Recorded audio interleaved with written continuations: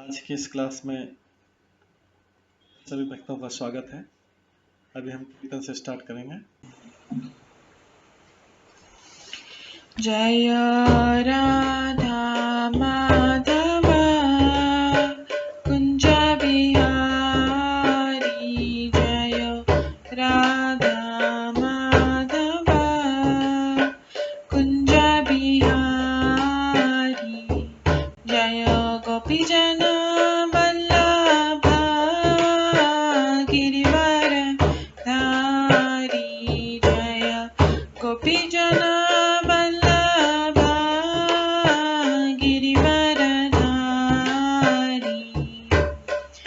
यशोदानन्दन व्रज जनरञ्जन, यशोदानन्दन व्रज जनरञ्जन, यमुनातीरवनचारि,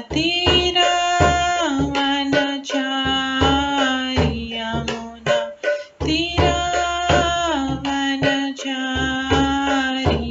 जय राधा माधव कुंज बिहारी, जय राधा माधव कुंज बिहारी। हरे कृष्णा कृष्णा कृष्णा हरे हरे, हरे राम राम राम हरे हरे, हरे कृष्णा कृष्णा कृष्णा हरे हरे, हरे राम राम राम हरे हरे, हरे कृष्णा कृष्णा कृष्णा हरे हरे, हरे राम राम राम हरे हरे, हरे कृष्णा कृष्णा कृष्णा हरे हरे, हरे राम राम राम हरे हरे, हरे कृष्णा कृष्णा कृष्णा हरे हरे, हरे राम राम राम हरे हरे, हरे कृष्णा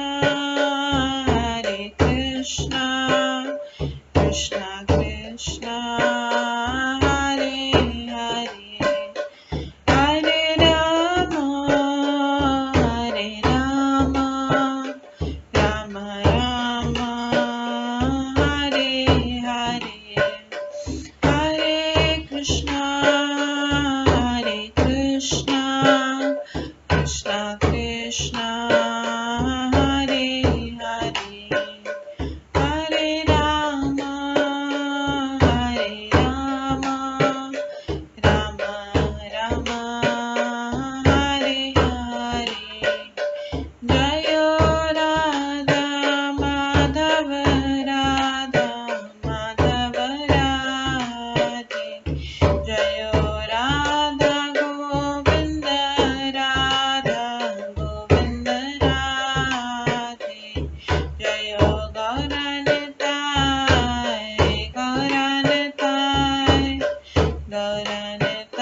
जय गौरनिताय, जय जय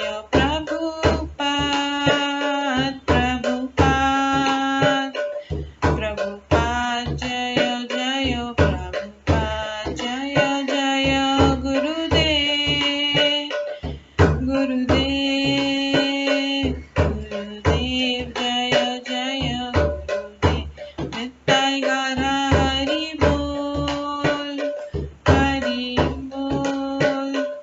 हरि बोल नित्य गौर हरि बोल। गौर प्रेमानंदे हरि हरि बोल। हरे कृष्णा। आज की इस क्लास में सभी भक्तों का स्वागत है।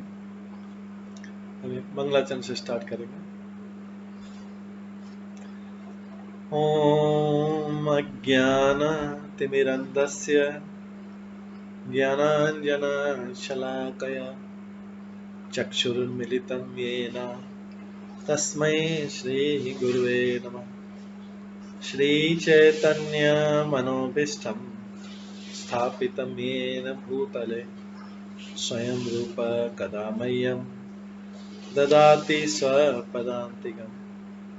वन्देऽहं श्रीगुरो श्रीयुतपदकमलं श्रीगुरुं वैष्णवांश्च श्रीरूपं साग्रजातं सहगण रघुनाथान्वितं तं सजीवं साद्वैतं सावधूतं परिजनसहितं कृष्णचैतन्यदेवं श्रीराधाकृष्णपादान् सहगण ललिता श्रीविशाखान्वितांश्च नमो विष्णुपदाय कृष्णपृष्ठाय भूतले श्रीमते भक्तिवेदांत स्वामिन्निति नामिने।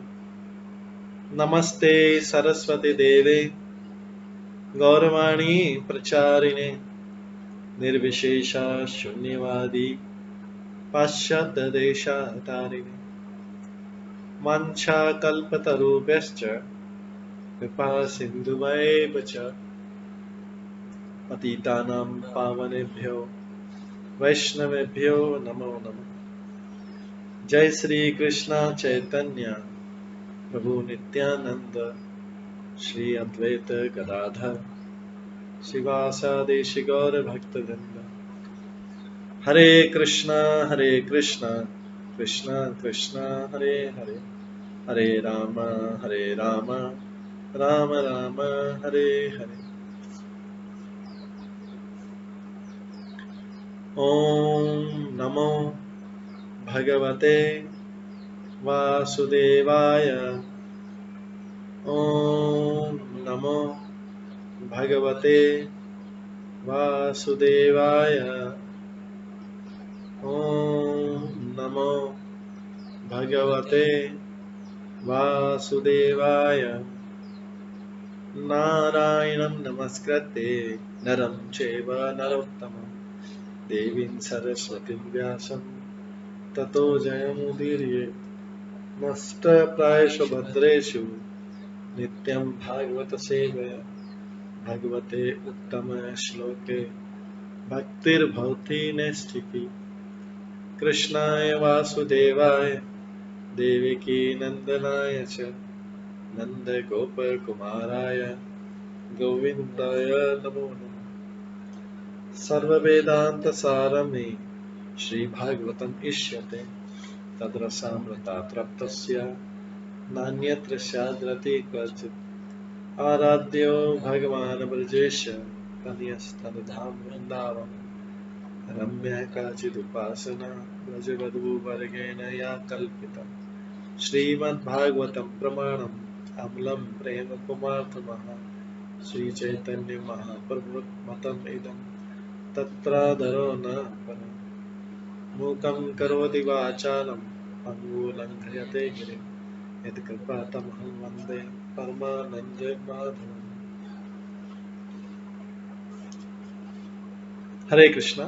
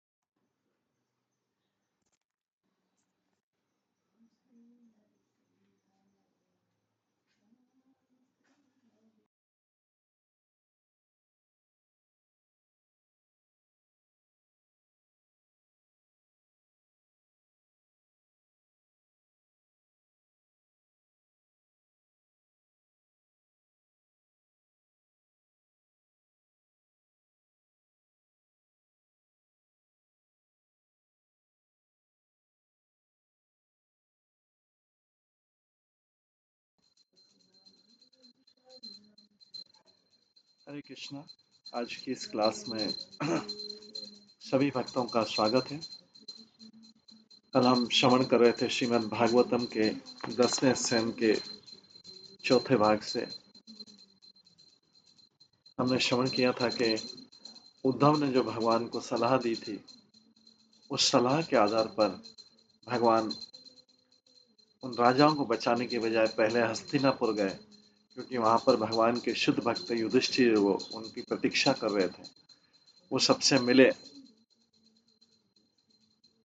अर्जुन के साथ में गले लगाया, युधिष्ठिर को प्रणाम किया, नकुल और सहदेव ने उनको नमस्कार किया। इस प्रकार से सारे माननीय सत्ता उनकी स्टेटस के अनुसार ये सम्मान किया। उसके बाद सूतों, मागधों, गंधर्वों, वंदीजनों, विदिशों को ब्राह्मण में से कुछ ने स्तुति की, कुछ ने नाच गाकर कमल नेत्र भगवान का यशोगान किया। मृदंग, शंख, दुदंभी, वीणा, पणव तथा गोमुख गूंजने लगे। और इस तरह शुभ चिंतक, ऐसे संबंधी जो उनके वेल विशर थे, इस तरह शुभ चिंतक संबंधियों से घिर कर, यहाँ पे संबंधियों के आगे शुभ चिंतक लिखा है, तो संबंधी में भी शुभ चिंतक हैं और बाकी दूसरे हैं। तो इस तरह से शुभ चिंतक संबंधियों से घिर कर तथा चारों ओर से प्रशंसित होकर विख्यातों के शिरोमणि भगवान कृष्ण सजे सजाए नगर में प्रविष्ट हुए। तो श्रील प्रभुपाद लिखते हैं कि जब भगवान कृष्ण शहर में प्रवेश कर रहे थे, तो सारे लोग परस्पर भगवान के यश की चर्चा कर रहे थे और उनके दिव्य नाम, गुण, रूप इत्यादि की प्रशंसा कर रहे थे। ये हमने कल सुना। आज 31 और 32 इसके आगे सुनेंगे। द्वारका की भगवान की इंद्रप्रस्थ की शोभा का वर्णन। इंद्रप्रस्थ में जब लोगों ने भगवान के दर्शन किए, पहले इंद्रप्रस्थ कैसा सुंदर था, कैसा सजाया गया था, वो उसका वर्णन आता है। और उसके बाद में हम श्रवण करेंगे कि किस प्रकार से भगवान अपने शुभ चिंतकों के बीच में, वेल विशर्स के बीच में प्रवेश करते हैं। ये सारे उनके जो संबंध थे, युधिष्ठिर, नकुल, सहदेव, भगवान इनके शुभ चिंतक हैं और वो भगवान के शुभ चिंतक हैं, क्योंकि भगवान मनुष्य रूप में। हालांकि कोई भगवान का शुभ चिंतक कैसे हो सकता है, लेकिन वो इस जगत में भगवान मनुष्य के रूप में लीला कर रहे हैं। तो इसलिए भगवान अपने शुभ चिंतक संबंधियों से घिरकर चारों ओर से प्रशंसित होकर विख्यातों के शिरोमणि भगवान कृष्ण सजे सजाए। आगे बोलते हैं, संसेक्त वर्त्मा करिणाम मदगंध यतो येष चित्रा ध्वजे कनकतोरण पूर्ण कुंभे भ्रष्टात्मभिर्नव दुकुल विभूषण स्त्रग गंधे नभि युवतीभिश्च विराजमानम् उद्दीप्त बलिभिः प्रतिसद्य जाला निर्यात धूप रुचिरं विलसत् पताकम् मूर्धन्य हेम कलेश रजतो रुशृंगे जुष्टः दर्दश भवने कुरिराजधाम।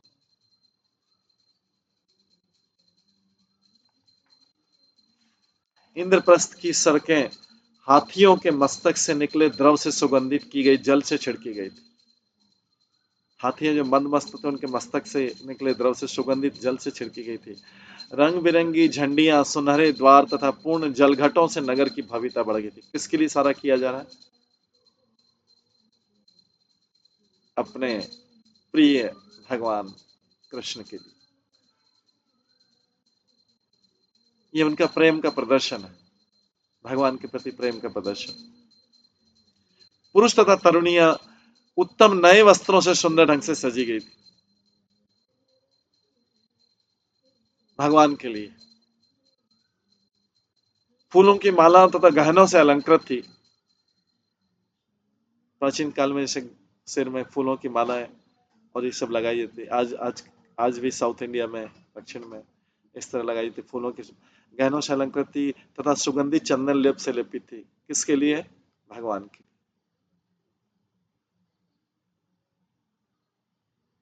हर घर में जगमगाते दीपक दिख रहे थे और और भगवान के लिए जो भगवान का गायन कर रहे थे उनके लिए उनको गिफ्ट दिए जा रहे थे, सादर भेंटे किए जा रहे थे। जो भी आते हैं गाने के लिए, जो प्रोफेशनल गायक भी थे उनको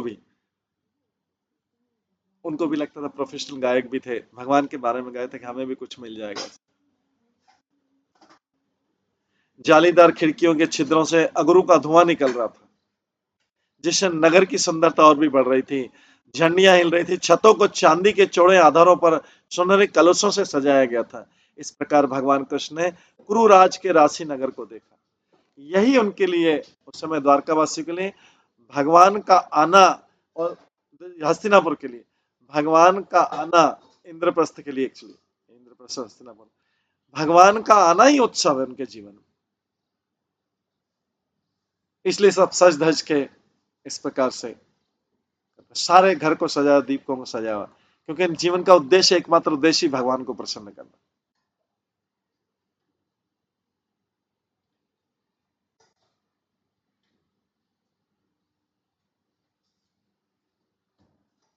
इस प्रकार भगवान कृष्ण पांडवों के नगर इंद्रप्रस्थ में प्रविष्ट हुए, वहां के सुंदर वातावरण का आनंद लिया और धीरे धीरे आगे बढ़ते।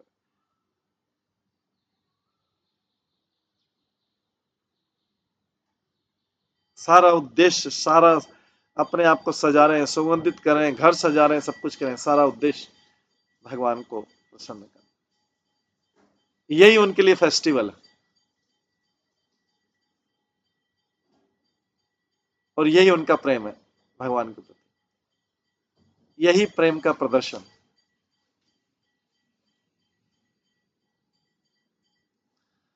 कि भगवान आए हैं। प्राप्तम निशम्य नरलोचन पान पात्रम औत्सुक्य विश्लथित केशदुकुल बंधा सद्या विसज्य ग्रह कर्म पतिंच तल्पे द्रष्टुम यह्यो युवतः स्म नरेंद्र मार्गे। जब नगर की युवतियों ने मनुष्यों के नेत्रों के लिए आनंद के आगार भगवान कृष्ण आए हैं, तो सारी स्त्रियां उन्हें देखने के लिए जल्दी जल्दी राजमार्ग तक पहुंचेगी, सज धज के राजमार्ग तक पहुंची। किसके लिए सजाई? भगवान के लिए। उन्होंने अपने घर के कार्यों को त्याग दिया,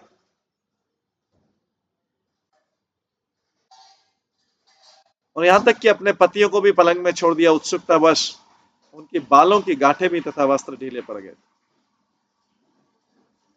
तस्मिन् सुशुंकले इभश्रथाधिपति कृष्णं सभार्यम् उपलब्धि ग्राधिरूढ़ नारी नार्या विकीर्य कुसुमे मनसापग्रह सुस्वागतम विदधूत सम्य वीक्षितेन। राजमार्ग पर हाथियों, घोड़ों, रथों तथा पैदल सैनिकों की खूब भीड़ थी। इसलिए स्त्रियां अपने घरों की छतों पर चढ़ गई, जहां से उन्होंने कृष्ण तथा उनकी रानियों को देखा। ये उनकी भगवान के प्रति उत्सुकता थी। क्यों नहीं उन्हें भगवान का प्रेम मिले, भगवान के प्रति इतनी उत्सुकता क्यों नहीं प्रेम मिले भगवान का। उन्हें अपने घरों की छतों पर चढ़ गई, कुछ नीचे गई, कुछ वहां से उन्होंने कृष्ण तथा उनकी रानियों को देखा।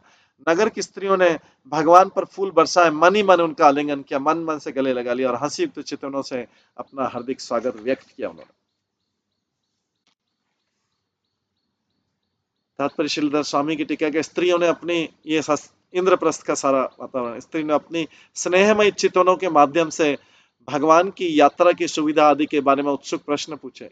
दूसरे शब्दों में, अपने आनंद में उन्होंने भगवान की सेवा करने की तीव्र इच्छा व्यक्त की, मन ही मन। ऐसे भगवान की हमें सेवा मिल जाए तो हमें इस जगत की कोई सेवा नहीं करनी पड़ेगी। ऊंचू स्त्रिया पथि निरीक्ष मुकुंद पत्नी तारा यथा उडुपो सह किम्मकारी भूमि यत चक्षुषां पुरुषमौलि उदारहास लीलावलोक कलया उत्सवमाप्नोति।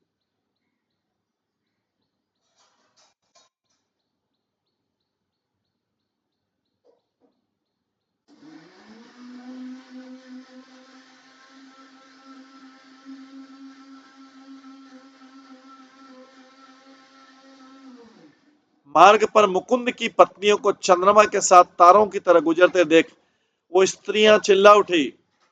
ये इंद्रप्रस्थ की स्त्रियां चिल्ला रही जोर से भगवान की रानी को देख के, इन स्त्रियों ने कौन सा कर्म किया है, इन स्त्रियों ने कौन सा कर्म किया है जिससे उत्तम उत्तम व्यक्ति अपनी उदार मुस्कान तथा क्रीड़ायुक्त दीर्घ चितवनों से उनके नेत्रों को सुख प्रदान कर इन भगवान को प्राप्त किया। इन स्त्रियों ने कौन सा, कितनी सौभाग्य, इन्हें कौन सा कर्म किया कि जिसने उत्तम उत्तम व्यक्ति अपनी उदार मुस्कान तथा क्रीड़ायुक्त दीर्घ चितवनों से उनके नेत्रों को सुख प्रदान करें। ये कृष्ण के बारे में बोल रहे, इन्होंने कृष्ण को अपने पति के रूप में पाया।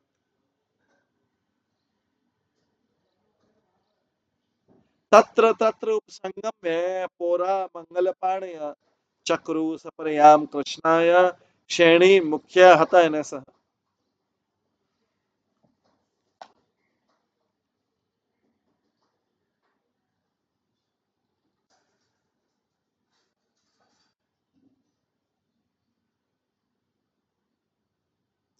विभिन्न स्थानों पर नगरवासी अपने हाथों में कृष्ण के लिए शुभ भेंटें लेकर आए, कृष्ण के लिए गिफ्ट लेके आए।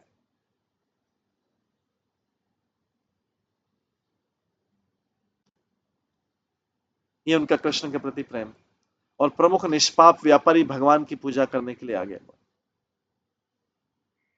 जब भगवान कृष्ण मार्ग से जा रहे थे तो शहर के कुछ धनी प्रतिष्ठित और निष्पाप नागरिकों ने नगर प्रवेश के कारण उनका स्वागत करने के लिए भगवान को शुभ वस्तें भेंट की। इस तरह उन्होंने विनम्र सेवकों के रूप में उनकी पूजा की।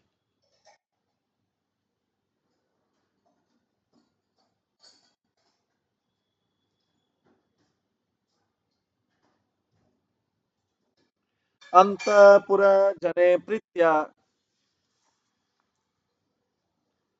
मुकुंद फुल्लोचने ससंभ्रमे अभ्युपेत प्राविशत राजमंदिरम।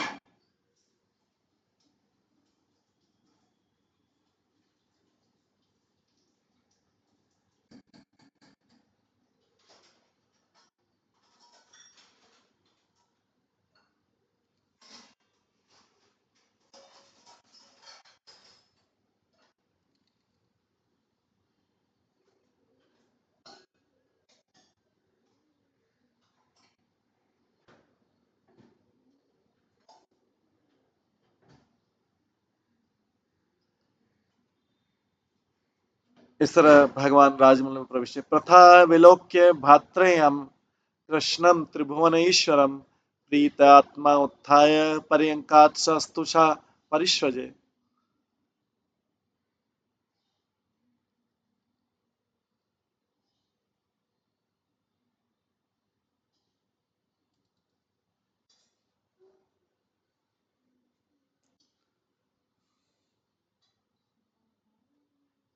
जब महारानी कुंती ने अपने भतीजे कृष्ण को, जो तीनों लोकों के स्वामी हैं, देखा तो उनका हृदय प्रेम से भर गया।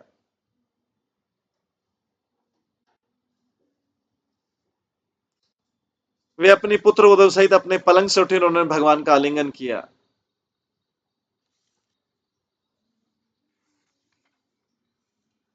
गोविंदम ग्रहम आनीय देव देवेशम आदृत पूजायाम न विदत कृत्यम प्रमोद नृपः। देवताओं के परमेश्वर भगवान गोविंद को राजा युधिष्ठिर अपने निजी निवास स्थान में ले गए। राजा हर्ष से इतने विभोर हो गए कि उन्हें पूजा का सारा अनुष्ठान विस्मृत हो गया।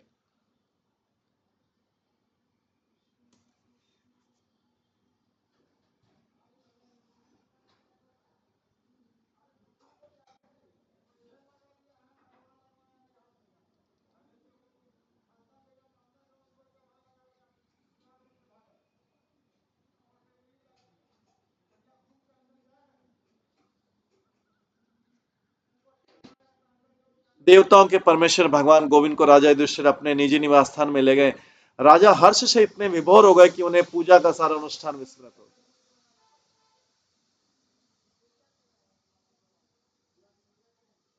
श्रील प्रभुपाद लिखते हैं कि ज्यों ही कृष्ण को महल के भीतर ले आए, राजा युधिष्ठिर हर्ष से इतने विभोर हुए, एक तरह से वे भूल गए कि कृष्ण का स्वागत करने तथा उनकी ठीक से पूजा करने के लिए उन्हें क्या करना चाहिए।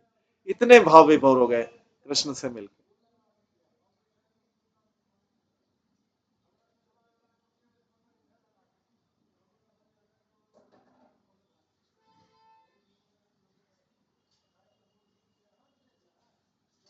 पित्र स्वसु गुरु स्त्रीणां कृष्ण चक्रे अभिवादनम स्वयं च कृष्णाय राजन भगिन्या च अभिवंदितः।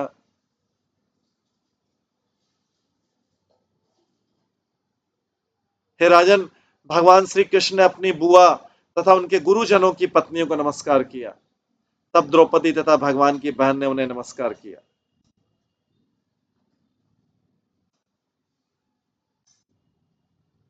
शुश्रुवा सचोदिता कृष्ण कृष्ण पत्नी च सर्वशः आनर्च रुक्मिणीं सत्यां भद्रां जामतिं तथा कालिन्दीं मित्रविन्दां च शैब्यां नागनजितीं सतीं अन्या च अभ्यगता यातु वासस्त्रकमण्डनादिभिः।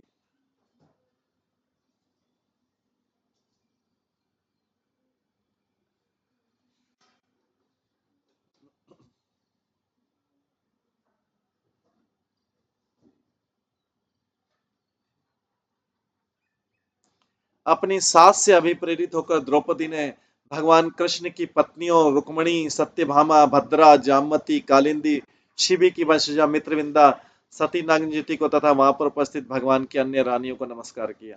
द्रौपदी ने वस्त्र, फूल, मालाएं तथा रत्न आभूषण जैसे उपहारों से उन सबों का सत्कार किया।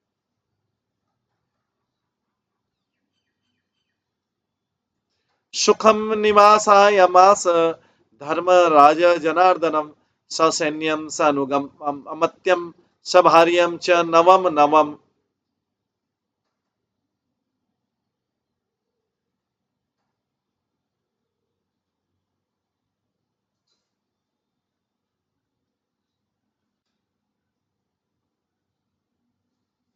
राजा युधिष्ठिर ने कृष्ण के विश्राम का प्रबंध किया और इसका ध्यान रखा कि जितने सारे लोग उनके साथ में आए थे यथा उनकी रानियां, सैनिक, मंत्री तथा सचिव सुखपूर्वक ठहर जाएं। उन्होंने ऐसी व्यवस्था की जब तक वे पांडवों के अतिथि के रूप में रहे, प्रतिदिन उनका नया नया स्वागत।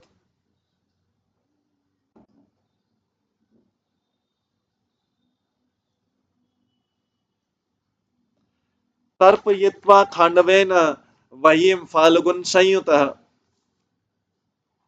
मोचयित्वा मयमेन राज्ञे दिव्या सभा कृता उवास कतिचिन्मासान् राज्ञ प्रिय चिकीर्षया विहरन् रथम आरुह्य फाल्गुनेन भट्टव्रतः।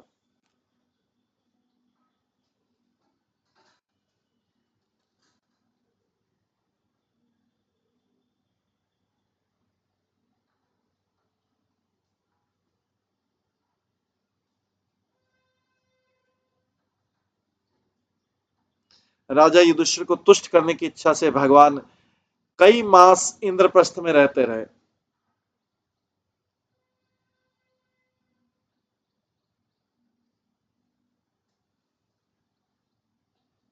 अपने आवास काल के समय उन्होंने तथा अर्जुन ने अग्निदेव को खंडवन भेंट करने का तुष्ट किया। उन्होंने मय दानों को बचाया जिसने बाद में राजा युधिष्ठिर के देवी सभा भवन बनाया।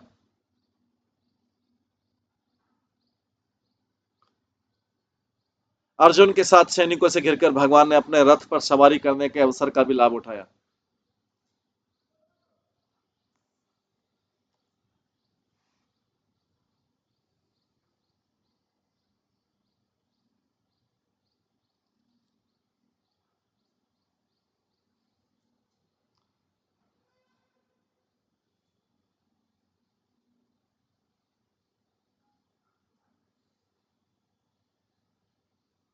राजा युधिष्ठिर को तुष्ट करने की इच्छा से भगवान कई मास इंद्रप्रस्थ में रहते रहे।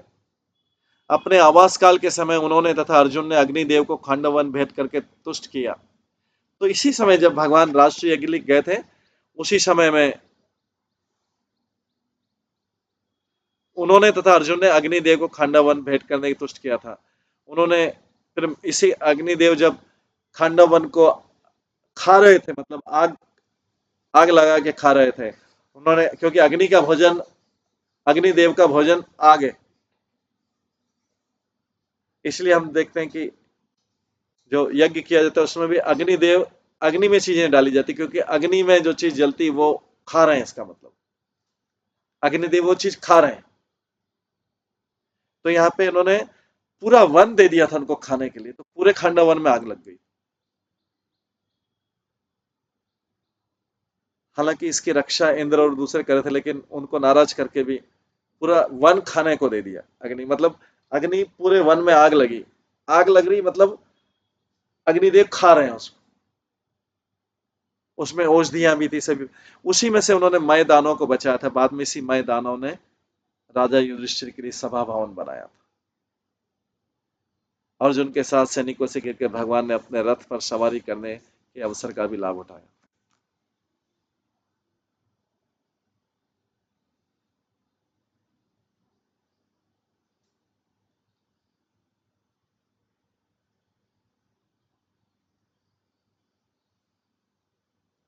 शिल प्रभुपाद श्री कृष्ण बुक में लिखते हैं कि उस समय, इसी समय भगवान श्री कृष्ण ने अर्जुन की सहायता से अग्निदेव की तुष्टि के लिए अग्निदेव को खांडवन निगलने की अनुमति दी। अग्निदेव को खांडवन निगलने की अनुमति दी, तो पूरा खांडवन में उसी समय आग लगी। वन में प्रज्वलित अग्नि के मध्य श्री कृष्ण ने मयासुर की रक्षा की, जो जंगल में छिपा था। अपने बचाए जाने पर मयासुर ने स्वयं पांडव एवं भगवान कृष्ण के प्रति आभार माना तथा उसने इंद्रप्रस्थ में एक अद्भुत सभा भवन का निर्माण किया। तो एक असुर होते हुए भी उसने उसका जीवन बचाने के लिए पांडव और भगवान कृष्ण के प्रति आभार माना। तो प्राचीन काल, ये जो समय, एक असुर भी कृतज्ञ रहता था उसका जीवन बचाने के लिए। अपने बचाए जाने पर मयासुर ने स्वयं पांडव एवं भगवान कृष्ण के प्रति आभार माना तथा उसने इंद्रप्रस्थ में एक अद्भुत सभा भवन का, उसके बदले में उस आभार को प्रकट करने के लिए उसने मय दानव ने एक सुंदर सभा भवन बना के उसको गिफ्ट किया कि आपने मेरी जान बचाई।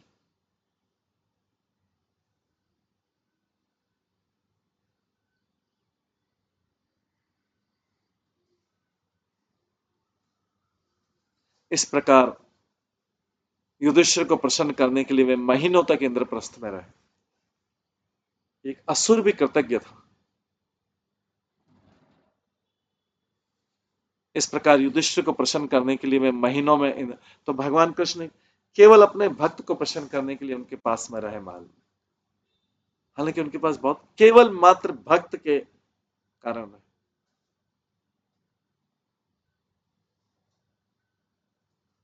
अपने निवास की अवधि में श्री कृष्ण को इधर उधर भ्रमण में बड़ा आनंद आए। वे अर्जुन के साथ रथ में जाया करते थे और अनेक वीर तथा सैनिक उनके पीछे पीछे चलते थे।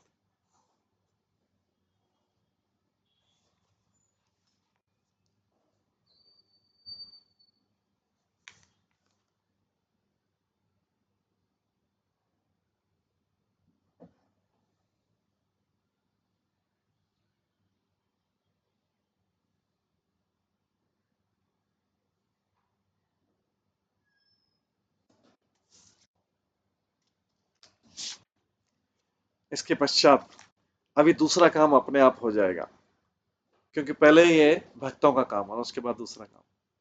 तो दूसरे 72 चैप्टर 72 अध्याय 72 में आता है।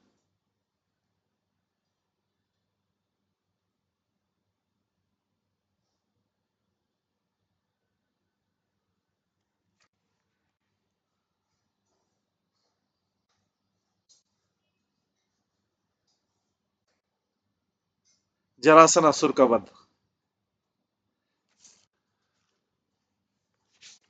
तो अब जो है जरासन असुर का वध कैसे होगा, पहले भक्त का काम होगा।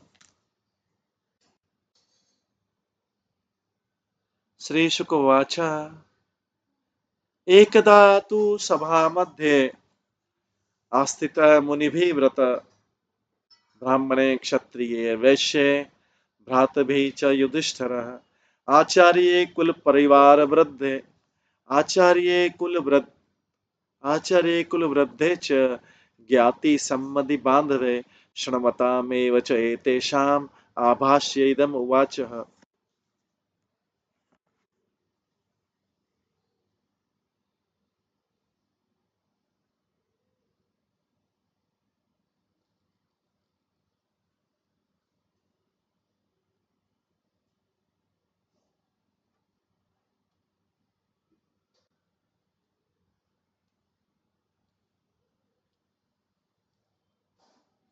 सुखदेव गोस्वामी ने कहा, एक दिन जब राजा युधिष्ठिर राजसभा में प्रख्यात मुनियों, ब्राह्मणों, क्षत्रियों तथा वैश्यों तथा अपने भाइयों, गुरुओं, परिवार के बड़े बूढ़ों सगे संबंधियों, ससुराल वाले तथा मित्रों से घिर कर बैठे हुए थे, तो उन्होंने भगवान कृष्ण को संबोधित किया, जबकि दूसरे सभी व्यक्ति सुन रहे थे।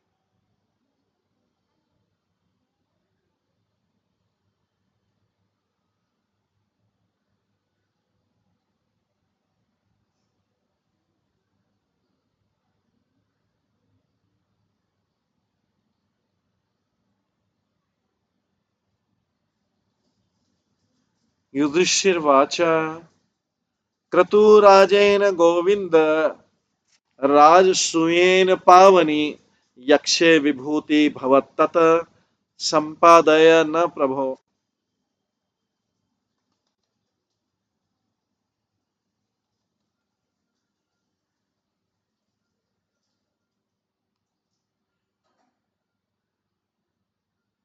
श्री युधिष्ठिर ने कहा, गोविंद, मैं आपके शुभ ऐश्वर्यशाली अंशों की पूजा वैदिक उत्सवों के राजा राजसूय द्वारा करना चाहता हूं।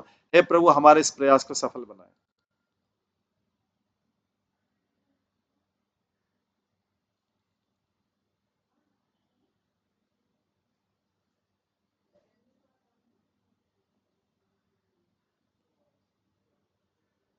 हे गोविंद, मैं आपके शुभ ऐश्वर्यशाली अंशों की पूजा वैदिक उत्सवों के राजा राजसूय द्वारा करना चाहता हूं। हे प्रभु, हमारे इस प्रयास को सफल बनाए।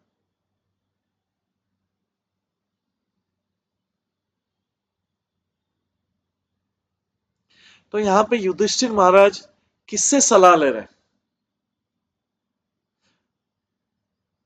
भगवान से सलाह ले रहे हैं। और भगवान को उद्धव ने सलाह दी थी, तो ये सारा भक्तों के बीच सलाह सारा चल रहा है। हे गोविंद, भगवान से प्रार्थना करते हैं, मैं आपके शुभ ऐश्वर्यशाली अंशों की पूजा, मतलब आपके देवताओं की पूजा रे वैदिक उत्सवों के राजा राजसूय द्वारा करना चाहते हैं। प्रभु, हमारे इस प्रयास को सफल बनाए।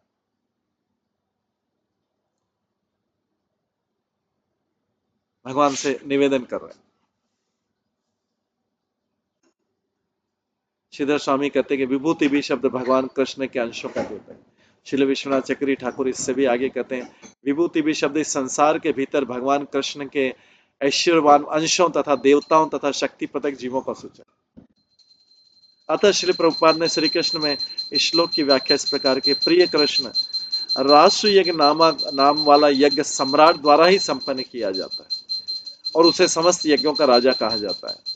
उस यज्ञ को संपन्न करने में उन सारे देवताओं को तुष्ट करना चाहता हूँ जो इस भौतिक जगत में आपके शक्ति प्रदत्त प्रतिनिधि। मैं चाहूंगा कि आप कृपा करके इस महान कार्य में मेरी सहायता करें, जिससे उसे सफलतापूर्वक संपन्न किया जा सके।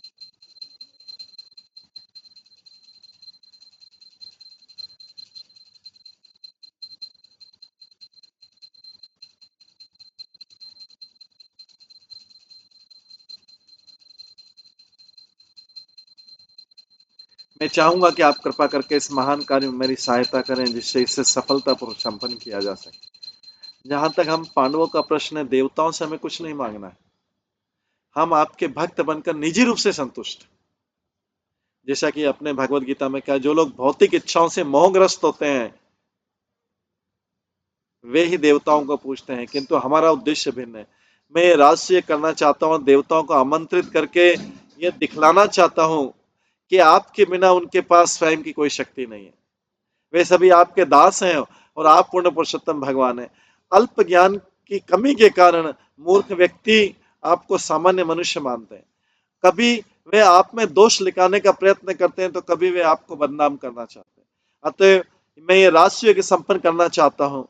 तो भगवान के जो भक्त होते हैं हमेशा भगवान का ग्लोरिफिकेशन बढ़ाने में बिजी रहते हैं, लेकिन सांसारिक लोग भगवान का ग्लोरिफिकेशन कम करने में। भगवान क्या करता है, क्या करता है, भगवान की पूजा करने से क्या फायदा, क्या करता है भगवान, क्या कर दिया भगवान ने, तो डिमीन करते हैं भगवान को भौतिक जगत, और भगवान के भक्त उनको ऊपर उठाते हैं भगवान की महिमा का गुणगान।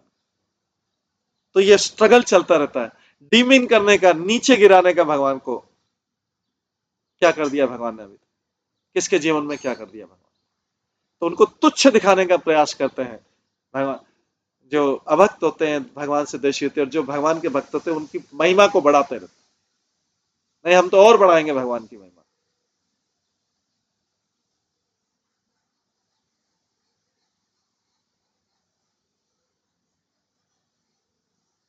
तो ब्रह्मांड के सारे भागों से आए देवताओं की उस महान सभा में प्रमाणित करना चाहते हैं कि आप भगवान हैं और प्रत्येक तो बता रहे हैं कि मूर्ख व्यक्ति आपको सामान्य में समझते हैं, इसलिए उनके सामने मेरे को आपकी महिमा को बढ़ाना है। युधिष्ठिर महाराज बोल रहे मैं इसलिए यज्ञ करना चाहता हूं, यज्ञ के कारण बता रहे हैं, भगवान के ग्लोरिफिकेशन के लिए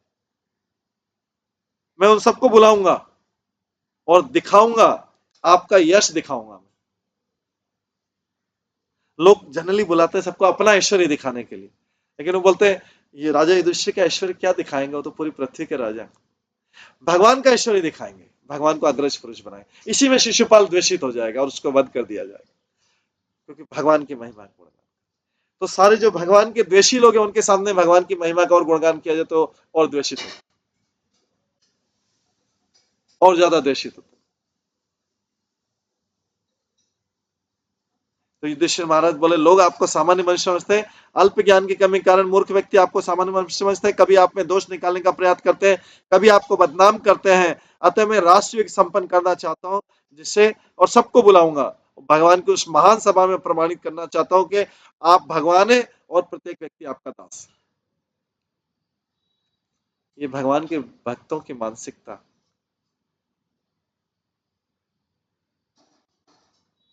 उसमें द्वेषी लोगों को भी बुलाया, शिशुपाल जैसे व्यक्ति को बुलाया, उसके साथी को बुलाया जो भगवान से द्वेष करते थे, उन्हीं के सामने भगवान की महिमा का गुणगान।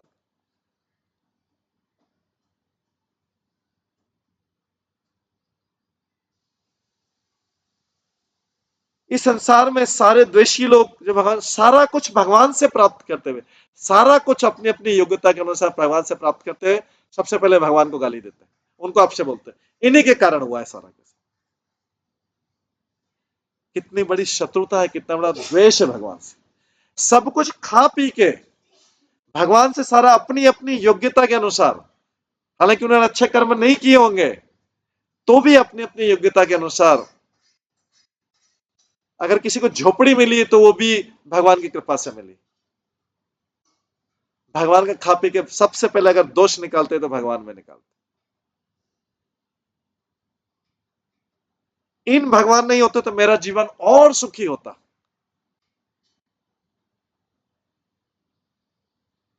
और ये है भगवान की, शिशुपाल यही कर रहा था। इसी सभा में, इसी सभा में उस देशी को भी बुलाया गया और बाद में भगवान ने उसका सिर काट दिया। 100 बार गाली, 100 बार अपशब्द बोल, द्वेष के कारण। भगवान की महत्ता और भगवान के पांडवों से भी द्वेष है, तो भगवान के भक्त, तो भगवान के भक्तों से भी द्वेष है क्योंकि भगवान के साथ में।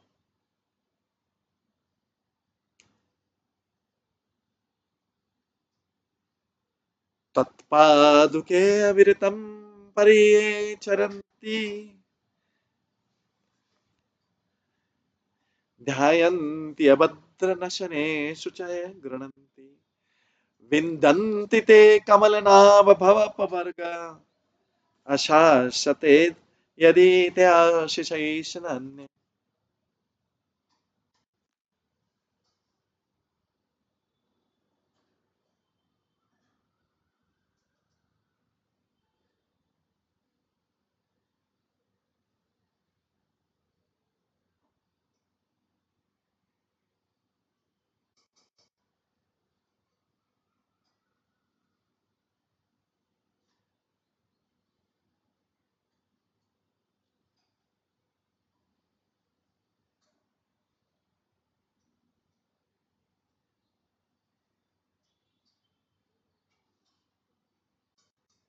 वे कमलनाभ, वे पवित्र व्यक्ति जो निरंतर आपकी उन पादुकाओं की सेवा करते हैं, ध्यान करते हैं, उनका यशोगान करते हैं, जो समस्त अशुभ व्यक्तियों को, वस्तु को विनष्ट करने वाले, उन्हें निश्चित रूप से इस भौतिक संसार से मुक्ति प्राप्त हो जाती है। यदि वे इस जगत में किसी वस्तु की आकांक्षा करते हैं तो वो उसे प्राप्त करते हैं, किंतु हे प्रभु, अन्य लोग जो आपकी शरण ग्रहण नहीं करते कभी तुष्ट नहीं होते।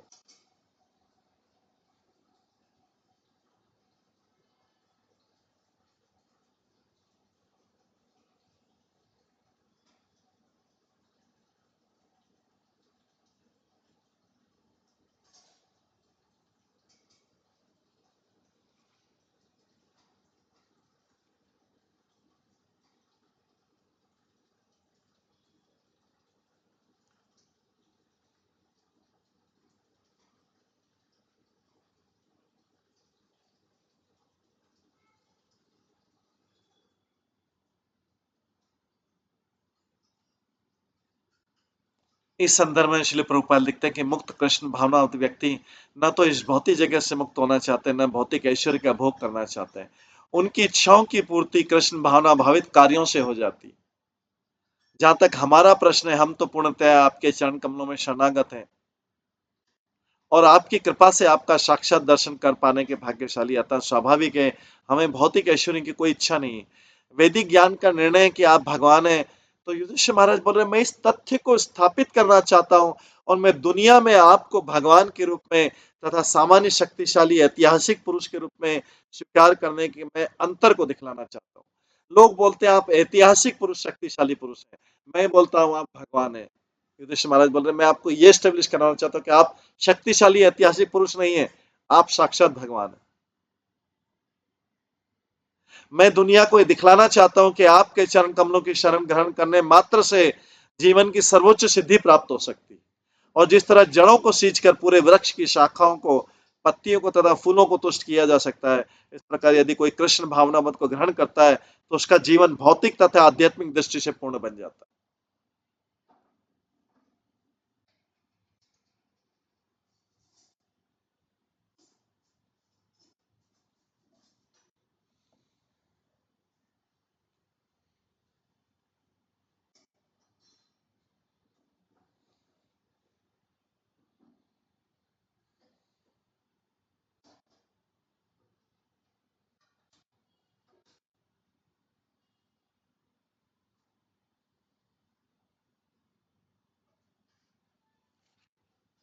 तो युधिष्ठिर महाराज को इस चीज में प्राउड होता है, फील होता है, ये भगवान के लिए गर्व है कि मैं लोगों को दिखाऊंगा कि आप भगवान हैं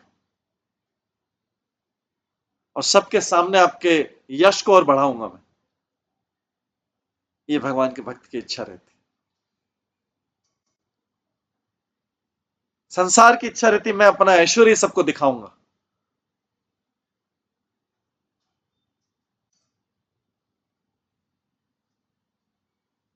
एकदम एग्जैक्टली अपोजिट नेचर।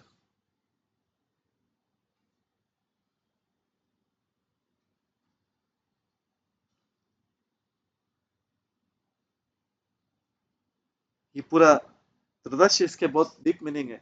सारे लोग सज धज रहे हैं, पुरुष सज रहे हैं, स्त्रियां सज रही, आभूषण सब इसलिए सज धज रहे हैं भगवान के लिए कि भगवान का आगमन हो, भगवान के सामने हम सज धज के जाएं।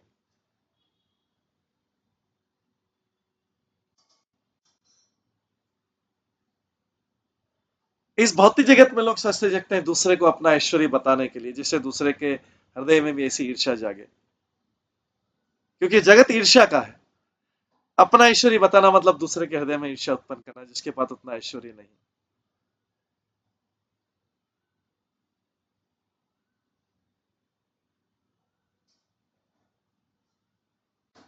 तो इस जगत में हर भौतिक कार्य में इस प्रकार से पाप है कि हम अपने ऐश्वर्य से दूसरों के अंदर द्वेष उत्पन्न कर रहे हैं, जिससे वो भी हमारे जैसा ऐश्वर्य प्राप्त करें, वो प्रयास करें और उसके लिए फिर इस भौतिक जगत में वो श्रम करें और भगवान को भूल जाए। क्योंकि हम जैसा ऐश्वर्य प्राप्त करना तो आपको भी भगवान को भूलना पड़ेगा, तभी तो श्रम कर पाएंगे इस भौतिक जगत में। हर व्यक्ति इस भौतिक जगत में क्यों श्रम कर रहा है? भगवान तो रोटी पानी सबको दे दे, पशु को भी खाना मिलता है, चिड़िया को भी मिलता है, चींटी को भी मिलता है, लेकिन लोग इस जगत में, इस भौतिक जगत में, अंधे भौतिक जगत में श्रम इसलिए कर रहे हैं कि उनको भी वो ऐश्वर्य प्राप्त करना है जो दूसरे ने प्राप्त किया। ये इस तरह से भौतिक जगत में कंपटीशन और ईर्ष्या का वातावरण चलता रहता है।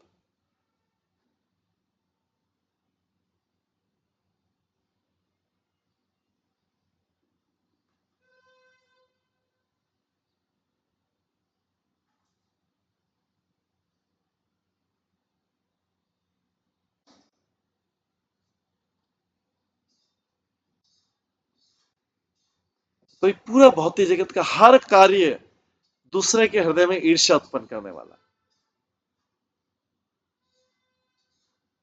अगर कोई साधारण लॉजिक भी लगाए तो ये अपना ऐश्वर्य दूसरे को दिखाने के लिए ईर्ष्या, जिसे वो भी अर्जित करे, फिर दूसरा उसको इनकरेज करता है, हाँ और अर्जित करना चाहिए, फिर इस तरीके से, और ऐसा लूप में हर कोई ज्ञान दे रहा है लूप में फंसाने के लिए।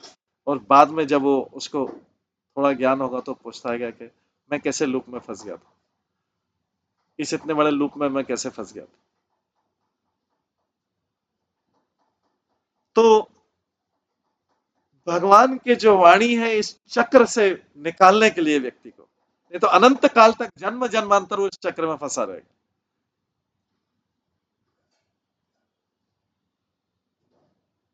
जब वो चक्र से बाहर निकलने का प्रयास करेगा तो उससे अनुभव होगा कि मैंने कितनी भयंकर भूलें कर दी।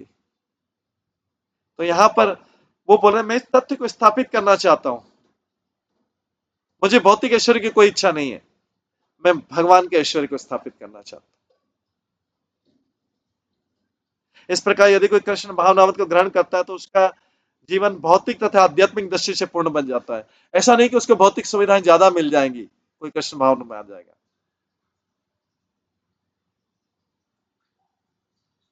उसको इन भौतिक सुविधाओं से घृणा हो जाएगी,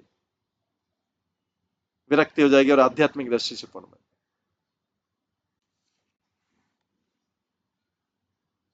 क्योंकि इन भौतिक सुविधाओं के पीछे बहुत सारे भौतिक कर्म और पाप हैं उन सुविधाओं को प्राप्त करने के लिए।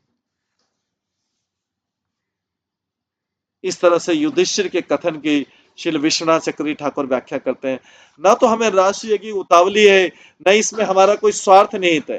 युधिष्ठिर महाराज बोल रहे हैं क्योंकि हम तो आपके चरण कमलों का दर्शन पा ही रहे हैं, तो आपकी असीम कृपा से आपका सानिध्य भी प्राप्त है, किंतु इस संसार में कुछ लोग ऐसे भी हैं जिनके हृदय दूषित हैं, अतः वे लोग सोचते हैं कि आप भगवान न होकर सामान्य व्यक्ति हैं, वो आपको सामान्य व्यक्ति जैसा ट्रीट करते हैं।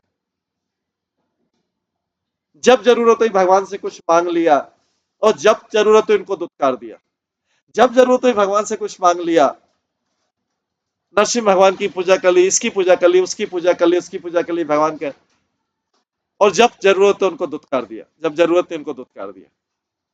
भगवान कोई सामान्य पुरुष नहीं, supreme personality of God and most intelligent. भौतिक जगत कब दुत्कार देता है भगवान को, कब प्रेम कर लेता है, कब भगवान के पास प्रार्थना करने चलता है, ये उनका हृदय दूषित है, जिनका हृदय दूषित है, आपको यूज की वस्तु समझते हैं। अगर क्रोध में उन्होंने आपकी इच्छाएं पूरी नहीं की तो क्रोध में आपको दुत्कार देते हैं,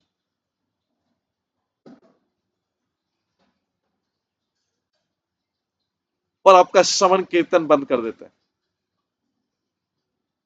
और जब हो तो आपकी प्रार्थना करते हैं, आपको प्रसाद चढ़ाते हैं, आपकी पूजा करवाते हैं।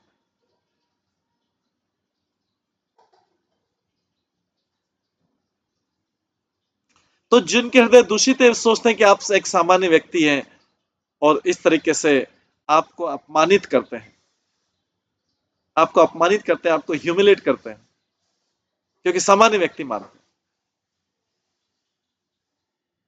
Need based.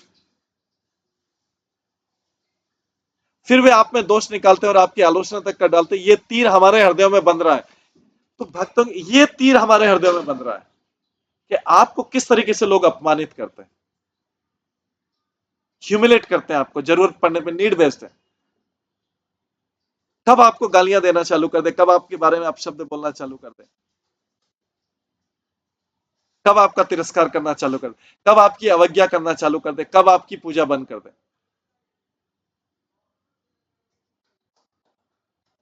ये तीर हमारे हृदय में बेंध रहा है। ये युधिष्ठिर महाराज बोल रहे हैं, और आपकी आलोचना तक कर जाते हैं, आप में दोष निकालते हैं। क्या ये नहीं होता है इस संसार में? रोज होता है, लाखों करोड़ों सब लोग यही करते हैं। युधिष्ठिर महाराज इसी चीज के लिए मैं क्या हम आपको ग्लोरीफाई करना चाहते हैं, और द्वेषी व्यक्ति को भी बुलाएंगे, जो आपसे द्वेष करते हैं उनको भी बुलाएंगे। अतः अपने हृदयों से इस तीर, हमें जो दुख का तीर लगा है, अपने हृदयों से इस तीर को निकालने के लिए हम इस स्थान पर राजसूय के बहाने ब्रह्मा जी को भी बुलाएंगे, शिव जी को भी बुलाएंगे, अन्य 4 ब्रह्मचारी को, जो चतुष कुमार को भी बुलाएंगे, देवताओं को भी बुलाएंगे, जो 14 में निवास करते सारे राजाओं को भी बुलाएंगे।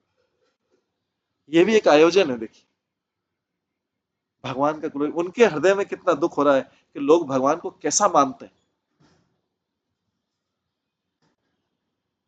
कैसा मानते हैं एक सामान्य मनुष्य? भगवान चाहे तो बहुत कुछ कर सकते हैं, लेकिन वो सहन करते हैं। ये सहनशीलता भगवान की क्वालिटी, ये उनकी स्ट्रेंथ। सारे गलत काम होते हुए भी वो उसको देखते हैं और सहन, लेकिन उचित समय पर दंड देते हैं। भगवान के पास सारी चीजों का उचित समय पे हर उचित वस्तु का दंड मिलता है। लोगों को समझ में नहीं आता कि मैंने तो अपने जीवन में ऐसा कुछ काम किया नहीं था, क्योंकि अज्ञान, जब जब तक अज्ञान है, व्यक्ति को पता नहीं लगता कि उस पाप क्या है और पुण्य क्या है। तो पाप पाप करता जाता है, सोचता है मैंने पुण्य कर दिया। सारे पाप इकट्ठा उसको बता, जब उसको, जैसे कोई व्यक्ति शराब पीता है, नॉनवेज खाता है, तो नॉनवेज खाने वाले को पता नहीं कि नॉनवेज खाना पाप है, क्योंकि अज्ञान में है। शराब पीने वाले को पता नहीं कि शराब पीना पाप है। अवैध संग करने वाले को पता नहीं कि अवैध संग पाप, या गैम्बलिंग करने वाले को पता नहीं कि गैम्बलिंग करना पाप है। लेकिन जब उसको ज्ञान मिलता है तो उसको पता, ओ इतने सारे पाप इकट्ठे कर दिए थे। ओ द्वेष करना भी पाप है, ओ असत्य बोलना भी पाप है, चीटिंग भी पाप है, ये सब पाप है। ओ मैंने तो पता ही नहीं था मुझे ये सब पाप है।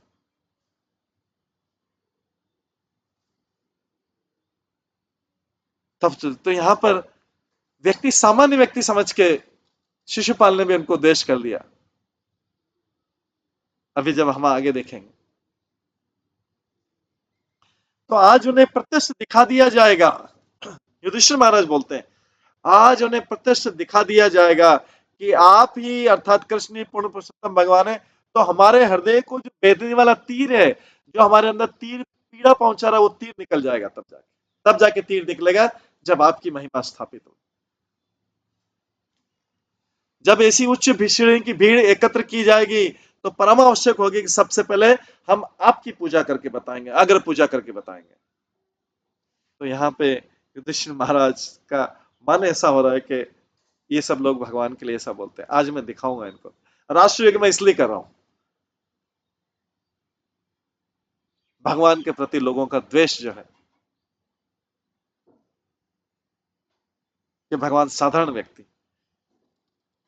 भगवान सारी चीज सहन करते हैं, इसका मतलब साधारण व्यक्ति नहीं, बहुत शक्तिशाली व्यक्ति। जो जितना ज्यादा शक्तिशाली होगा, वही इसको इतना एब्जॉर्व कर पाएगा।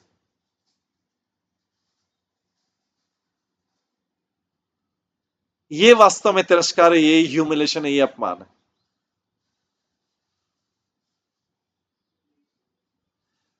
तद्देव देवा भवत चरणारविंद सेवानुभावं ये पश्यतु लोकेश, ये त्वां भजन्ति न भजन्ति उत्वा भेषां निष्ठां प्रदर्शय विभो कुरु सच्चिमान।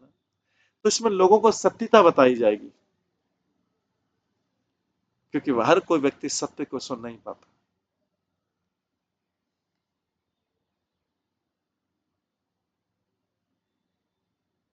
हर कोई व्यक्ति अपने बारे में, क्योंकि उसको ट्रुथ बेटर लगता है। अतः देवादेव, इस संसार के लोग देख लें कि आपके चरण कमलों में की गई भक्ति की कितनी शक्ति है। युधिष्ठिर महाराज का मूड देखिए, हे हत हे देवादिदेव, इस संसार में लोग देख लें कि आपके चरण कमलों में की गई भक्ति की कितनी शक्ति है।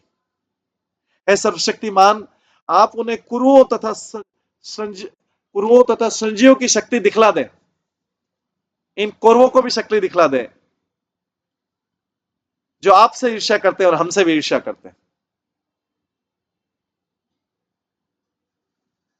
जो आपकी पूजा करते हैं और उन्हें उनकी भी स्थिति दिखला दे कि उनकी क्या स्थिति है, जो पूजा नहीं करते। तो युधिष्ठिर में कर रहे हैं, आप उन्हें कुरुओं तथा शेजों की शक्ति दिखला दे जो आपकी पूजा करते हैं, और उनको भी स्थिति दिखला जो आपकी पूजा नहीं करते हैं, जो आपसे द्वेष करते हैं। कौरवों को भी दिखला दे, इसलिए बोल रहे हैं, युधिष्ठिर बोल रहे हैं कौरवों को भी दिखला दे, कुरुओं तथा संजयों की शक्ति दिखला, अपनी शक्ति दिखला दे आप। तो तात्पर्य, प्रभुपाद बोलते हैं, यहां पर हमें प्रचारक का हृदय स्पष्ट दिखता है। महान भक्त युधिष्ठिर महाराज कृष्ण से याचना करते हैं कि वे अपनी पूजा करने वाले और न पूजा करने वालों को फल स्पष्ट दिखा दे। यदि संसार के लोग इसे समझ सकते हैं तो पहचानने लगेंगे कृष्ण परमेश्वर है और हर व्यक्ति का स्वार्थ इसी में निहित है कि वो आपकी शरण में आए। वो अपने शारीरिक स्वार्थ की पूर्ति करते थे, लेकिन उनको ये पता होना चाहिए कि उनका असली स्वार्थ आपके शरण में आना है, जैसा कि महाजनों ने पुष्टि की है। युधिष्ठिर महाराज शुद्ध भगवत भक्त है, अतः राजा के रूप में कर्तव्य निर्वाह करने के पीछे असली मंतव्य क्या है? युधिष्ठिर महाराज राजा ना बने, सारा खर्चा करें, राजा बनने के पीछे असली मंतव्य है कृष्ण की श्रेष्ठता को स्थापित करना, भगवान कृष्ण की श्रेष्ठता को स्थापित करना था। यही है असली सार पांडवों के कार्यों का, जिन्हें श्रीमद् भागवतम तथा महाभारत दोनों में वर्णित किया गया। यही असली सार पांडवों के कार्यों, उन द्वेषियों, विद्रोहियों, शत्रुओं के सामने और सामान्य व्यक्ति जो भगवान को समझते हैं उनके सामने उनकी श्रेष्ठता को स्वीकार कर। हो सकता है इसमें कई द्वेषी शत्रु और भी ज्यादा द्वेषी होंगे, और भी ज्यादा प्रज्वलित होंगे, लेकिन युधिष्ठिर महाराज की चिंता नहीं कर, क्योंकि जो द्वेषी शत्रु था उसके सामने भगवान का जितना ज्यादा ग्लोरिफिकेशन किया जाए उतना ज्यादा प्रज्वलित होता है, क्योंकि उसको विश्वास नहीं होता कि भक्ति में कितनी शक्ति। जैसा कि लिखा है कि चाणक्य को आपके चरण कमलों में की गई भक्ति की शक्ति कितनी है। ये हम शिशुपाल के केस में देखेंगे। अभी इसी सभा में जब कृष्ण को अग्रज पुरुष, कृष्ण की प्रशंसा की जाएगी, शिशुपाल की क्या हालत होती देखिए।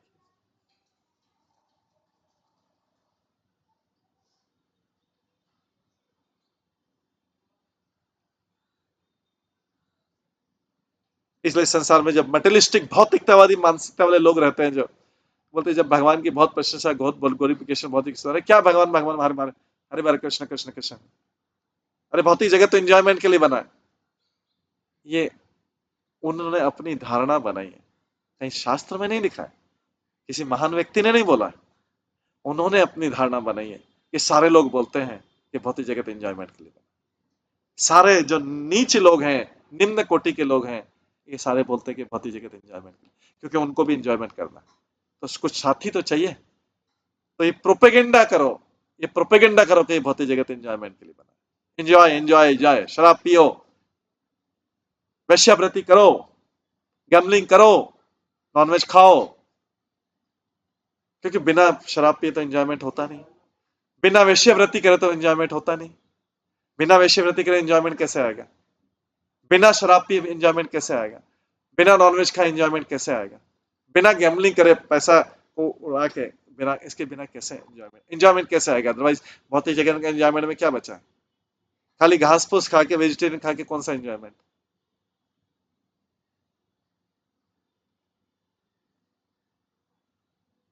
जब तक इन नियमों का उल्लंघन किया जाए भौतिक जगत में एंजॉयमेंट कहाँ है? जब तक क्लबों में जाके शराब नहीं पी जाए, जब तक घर में शराबों की पार्टियां नहीं की जाए, जब तक मैरिज में शराबों की पार्टियां नहीं की जाए, जब तक विदेशों में जाके वैश्यव्रती नहीं की जाए, इस भौतिक जगत में एंजॉयमेंट कहां पे? नियमों को तोड़ने में तो एंजॉयमेंट है, नियमों में बंधे रहने में, इन 4 नियमों में बंधे रहने में कौन सा एंजॉयमेंट? फिर तो लाइफ में बचा नहीं। ये है सारा विचारधारा, हम इस जगत में जाएंगे इन्होंने तो सारी यही विचारधारा, इसलिए उच्च संस्कृति से लोग भी इन सब चीजों की तरफ जा रहे हैं। बड़े बड़े परिवारों से जो कभी पुण्यवान हुआ करता था, समाज कम्युनिटी पूरे पुण्यवान, वो जाके विदेशों में जाके वैश्यावृत्ति के लिए जाते हैं, क्योंकि यहाँ पे तो पहचान वाले लोग मिल जाएंगे। विदेशों में जाके शराब की पार्टी करते हैं। खैर, शराब की पार्टी तो आधुनिक युग में वैसे ही विवाहों में भी सब जगह है। तो ये एंजॉयमेंट है। ऐसे नियमों में बंधे रहने में क्या एंजॉयमेंट? सूखा वेजिटेरियन खाते रहो, पानी पीते रहो,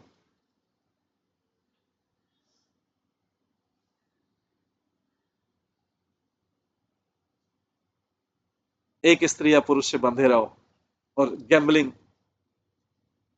अगर एक्सेस पैसा है तो गैम्बलिंग कर सकते, कैसीनो में जाएंगे।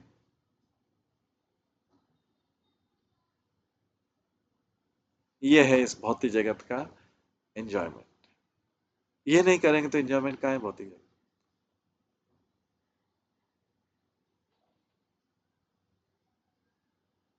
लोग भी हंसी उड़ाएंगे कि इसके बिना क्या जीवन है, इन चारों चीजों के बिना क्या जीवन है।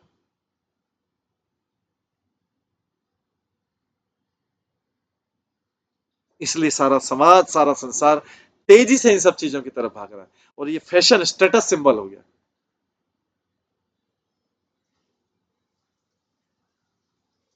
कॉलेज में गए कि जब तक दो चार गर्लफ्रेंड बॉयफ्रेंड नहीं हो, स्टेटस नहीं।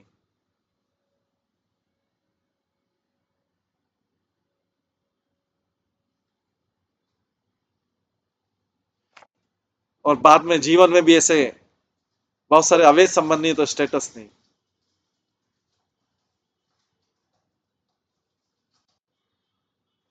तो ऐसे में महाराज युधिष्ठिर इन सब द्वेषी लोगों, शत्रु लोगों, इन सब के लिए ये मैसेज है। ये युधिष्ठिर महाराज राशि करके क्लियरली बोल रहे हैं, संसार के लोग देख लें। ये श्लोक में आता, अतएव हे देवादेव, संसार के लोग देख लें कि आपके चरण कमलों में की गई भक्ति की शक्ति कितनी है। आप हे सर्वशक्तिमान, आप उन्हें कुरुओं तथा संचयों की, जो दूसरे सारे राजे की शक्ति दिखला दें कि जो आपकी पूजा करते हैं उनकी स्थिति क्या है और जो आपकी पूजा नहीं करते उनकी स्थिति क्या है। इस प्रकार से हम देखते हैं ये युधिष्ठिर महाराज की चेतना है इस संसार में भगवान की, इसको स्थापित करने की।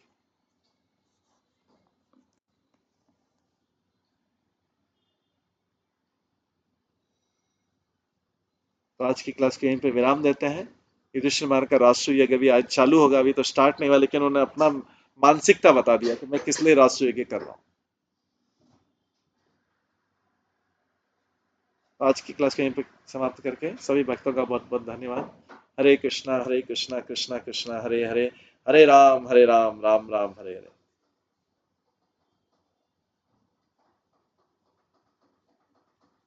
श्री श्रीमद् भागवतम महापुराण की जय, श्रील प्रभुपाद की जय, सभी भक्त गणों की जय। हरे कृष्ण।